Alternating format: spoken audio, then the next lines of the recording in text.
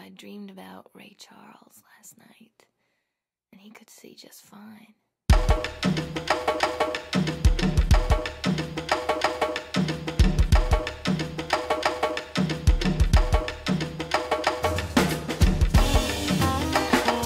Let's recap some of what we did last week.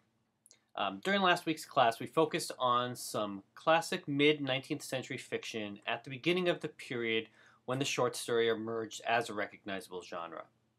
The writings of Poe, Hawthorne, and Twain were influential and are likely to be cited in standards like the Common Core as appropriate texts to teach.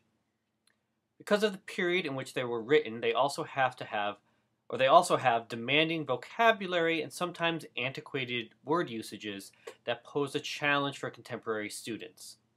That means they can also pose challenges for contemporary teachers who want to keep those students motivated and interested. In our discussion, I asked individuals to consider ways of teaching texts to take on the complexity of them and to maintain student interests.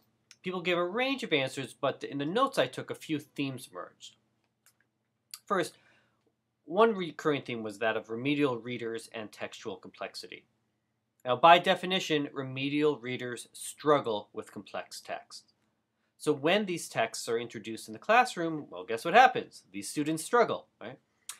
Wendy noted that this was a particular problem with ESL students in classes she's had that blend students of different ability levels.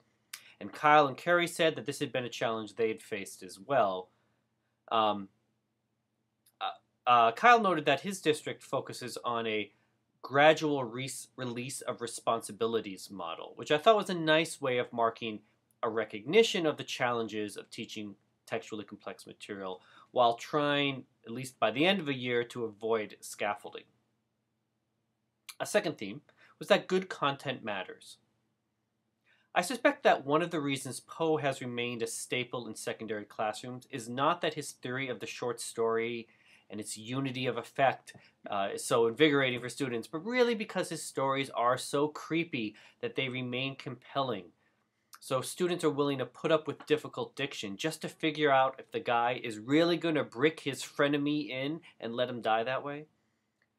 Missy noted that stories with suspense make for interest, and that she liked being able to use Poe stories he looked at to illustrate concepts like that of an unreliable narrator. A third theme, or maybe this was just a question that emerged, is how much of a problem is scaffolding, really? I think there was some pushback against the idea that the main problem students face is teachers making things too easy for them, which is essentially what the concept of scaffolding says. Or at least we could say that if scaffolding is your problem, well, you're pretty damn lucky, because that means you don't have problems in your class with motivation, with basic reading comprehension, and ESL-related issues. That doesn't mean that to give all students a chance at a college education they will need to read difficult texts. It's just a recognition of a kind of broader range of issues in the classroom than perhaps the Common Core standards recognize. But let me end on an up note and talk about the idea of a reward structure. Because one thing that was implicit in the comments some of you made was that there should be some kind of payoff for students who work through difficult material. And that payoff shouldn't simply be even more difficult material, right? I mean, that would be like the pie eating contest where the winner gets a pie. So instead, difficult tasks should merit something, whether it's simply the payoff of being able to solve the mystery at the end of a story, or an ability to use your knowledge in a new way. And in that sense, I think adaptations for screen or even for stage of short stories could play a role here. In a narrow sense, they allow for a kind of breather, letting students have the familiarity of a short movie after the unfamiliarity of 19th century writing styles. But I would encourage you to make those moments critically engaging as well. If students watch an adaptation of Young Goodman Brown or The Telltale Heart after reading it, ask them to consider the work that the adapters did. How were these materials shaped? Why might certain moments have been cut from the original story? What were the challenges of moving from a written to a visual text? Because all these adapters started with the very same story that all the students had read. And all those questions, I think, are relevant to the kind of work we do and the kind of work that literate students do, particularly in a kind of media-saturated landscape. Okay then, that's it for last week. Let's get to today.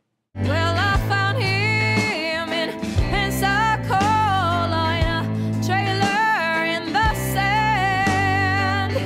The man from the picture. All right, this week I chose to have you read stories by a series of late 19th century and early 20th century female authors who often were marked as local color writers. I put that in scare quotes, because as it's now, they're usually talked about in less patronizing terms as regionalists. So for example, Sarah Orne Jewett was associated with Maine. Kate Chopin's writings from Louisiana are her best known. Willa Cather, widely known as a Midwestern writer, though the story of hers we read for today is set primarily in New York City, and that's where she lived most of her adult life. But other writers that are part of this regionalist movement, depending on how broadly you want to define it, could include Hamlin Garland, George Washington Cable, Bret Harte. Each of these authors tended to write about a certain area of the country, and the preferred format for regionalists was the short story. Regionalist short stories are often marked by a use of specific dialect that can sometimes make them hard to read today. Written dialect, and an emphasis on the natural landscape and the specifics of it in particular regions. Now I'll put a link on the guide page with a helpful brief overview of this movement. Now, ironically, some have argued that the rise of regionalism happened precisely because of the rise of industrialism and consumer culture that Richard Oman had discussed. And this does make a kind of counterintuitive sense. If it seems like traditional ways were being eclipsed and at risk of being lost in a new emerging national economy, there would be greater interest in regional traditions. Of course, others have argued that the post-Civil War period needed writers like this to do the work of reestablishing a new national narrative. And considering you had just had a country within a generation that had come apart along regional lines, the suggestion was that this was a way in which regions with different habits and different beliefs could be better understood, and this would make it easier for them to come under a new nationalist structure. And of course, the advertising-based magazines needed to provide novelty to their readership, and regional stories was one way of doing that, giving people the opportunity to read about some place that they might not have the opportunity to travel to, or that they might actually have the opportunity to travel to with the rise of the railroads. I should note here the particularly important role played by William Dean Howells, who served as the editor of The Atlantic before becoming a noted novelist in his own right. He discovered or published many important writers of this period, including regionalists. His list would include Mark Twain, Zit Khalasa, Charlotte Perkins Gilman, and Charles Chesnutt. I mean, really a who's who of realism.